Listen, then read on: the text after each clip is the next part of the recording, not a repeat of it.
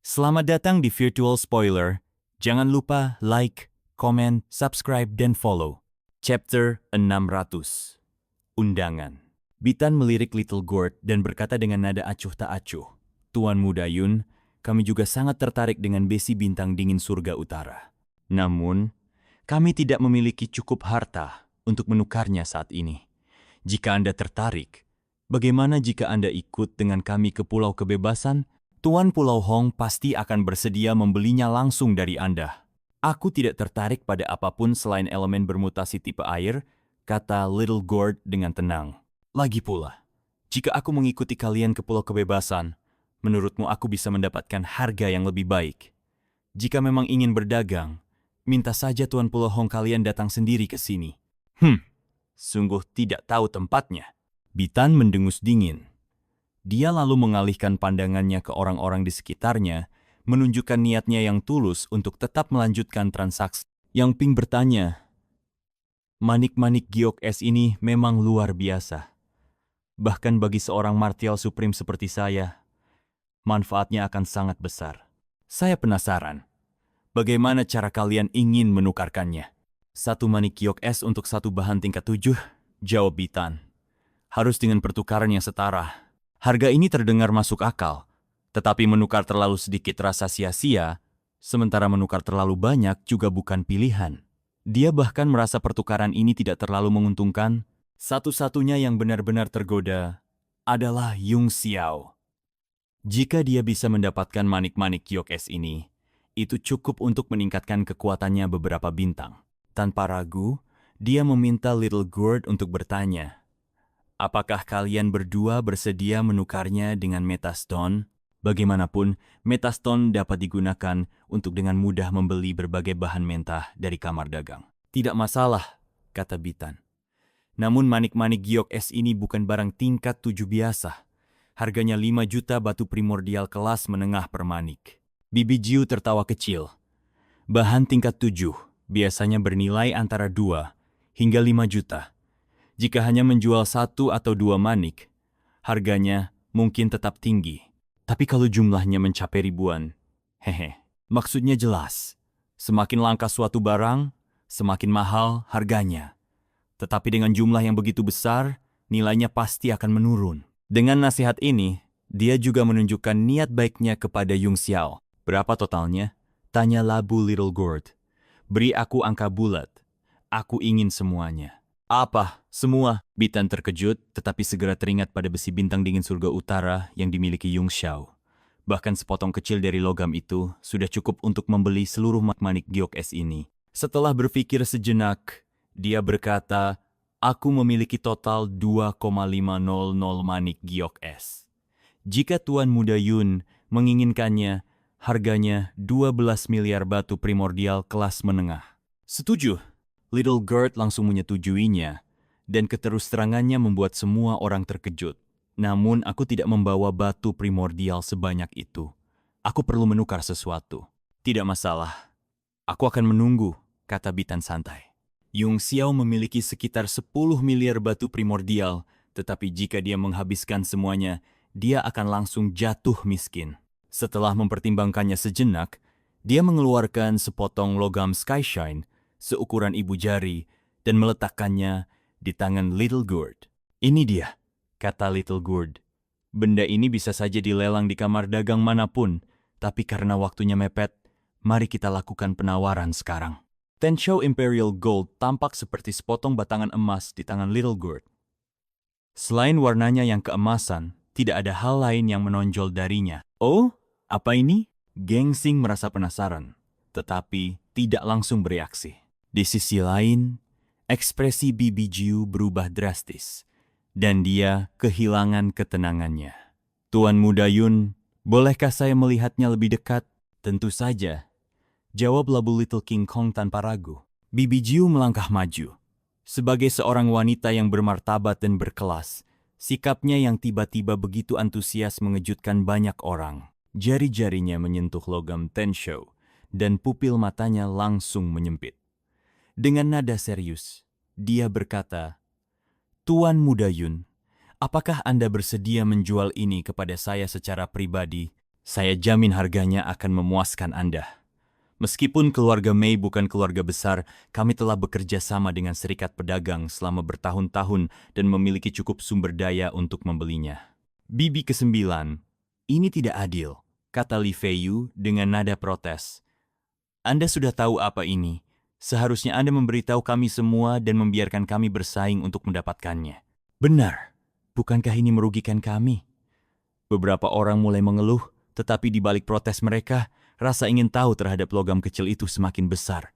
Saya hanya ingin membuat kesepakatan dengan Tuan Muda Yun, kata Bibi Jiu tegas. Keputusan ada di tangannya. Dia menatap Yung Xiao dengan penuh harap. Yung Xiao berpikir sejenak sebelum berkata, "Baiklah, tapi bagaimana dengan manik-manik giok es ini? Jangan khawatir." Begitu Yung Xiao setuju, Bibi Jiu tampak sangat senang. Saya akan membeli semua manik-manik giok es ini sebagai hadiah pertemuan untuk Tuan Muda Yun. Setelah transaksi selesai, silakan datang ke keluarga Mei untuk membahas detailnya. Kalau begitu, saya tidak bisa menolak, kata Yung Xiao dengan tenang. Kita lakukan dengan cara ini. Dia menyetujui kesepakatan ini karena mengingat masalah Mei Donger. Dia masih belum mengetahui keseluruhan ceritanya, jadi membantu Bibi ke-9 untuk sementara waktu sepertinya keputusan yang tepat. Lagi pula, ini bukan transaksi yang langsung mengikat.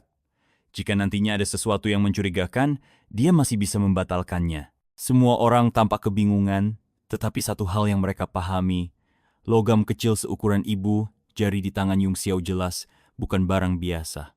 Bahkan para ahli yang terbiasa menilai harta pun tampak tergoda. Bibi Jiu kemudian berkata kepada Bitan, "Saya tidak membawa terlalu banyak batu primordial.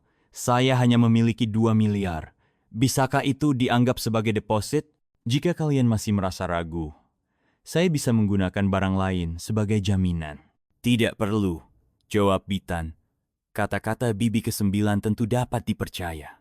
"Kalau begitu, terima kasih untuk kalian berdua," kata Bibi Jiu. "Untuk sementara, kalian bisa tinggal di kediaman Tuan Kota. Aku akan segera mengirim seseorang untuk mengantarkan batu primordial itu."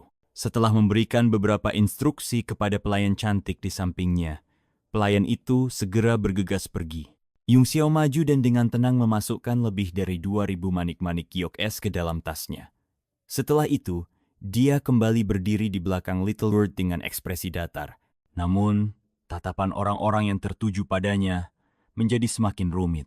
Banyak dari mereka jelas sudah mengingatnya dengan baik. Sementara itu, orang lain mulai mengeluarkan barang-barang mereka satu persatu. Beberapa transaksi kecil pun terjadi, tetapi tak ada item yang benar-benar menonjol. Di sisi lain, 2 orang dari Freedom Island tampak sangat antusias berdagang. Kemungkinan besar karena minimnya sumber daya di pulau mereka. Awalnya, Bibi Jiu tampak agak linglung. Namun, begitu pelayan cantik itu kembali membawa batu primordial dan menyerahkannya kepada Bitan, dia hanya memberi sedikit anggukan, lalu berbalik dan bersiap pergi, jelas tidak sabar untuk mendapatkan potongan emas Kaishan Kue milik Yung Xiao. Geng Xing hanya bisa tersenyum pahit. Dia tidak bisa memaksanya untuk tetap tinggal, jadi dia berkata, "Yang Ping, antar Bibi Jiu dan Tuan Muda Yun, aku akan terus memimpin pertemuan ini. Kalau begitu, aku akan merepotkanmu Tuan Yang," ujar Bibi ke-9 sopan. "Saya datang bersama Tuan Muda Yun, dan kebetulan saya juga ingin berkunjung ke Bibi ke-9. Bolehkah saya ikut?" Li Feiyu tiba-tiba berdiri. Bibi Jiu mengerutkan alisnya sedikit. Jelas, dia tidak terlalu ingin menerima tamu tambahan. Namun, mengingat identitas dan status Li Feiyu, menolaknya bukanlah pilihan. Akhirnya, dia hanya bisa berkata, "Tentu saja, saya menantikan kunjungan Tuan Muda Li lebih sering." Pasti, kata Li Feiyu sambil tertawa. Saat mereka bertiga meninggalkan aula, suasana di dalam ruangan menjadi semakin gelisah. Banyak orang yang hadir tidak bisa lagi tetap tenang. Harta yang dimiliki Yung Xiao terlalu berharga untuk diabaikan begitu saja. Yang Ping mengantar mereka keluar kediaman Tuan Kota. Sebuah kapal berdesain mewah melayang di udara, menunggu mereka.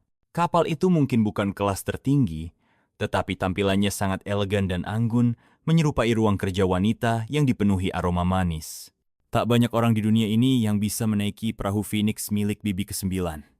Bisa melihatnya langsung hari ini adalah pengalaman yang langka, kata Li Feiyu sambil tersenyum.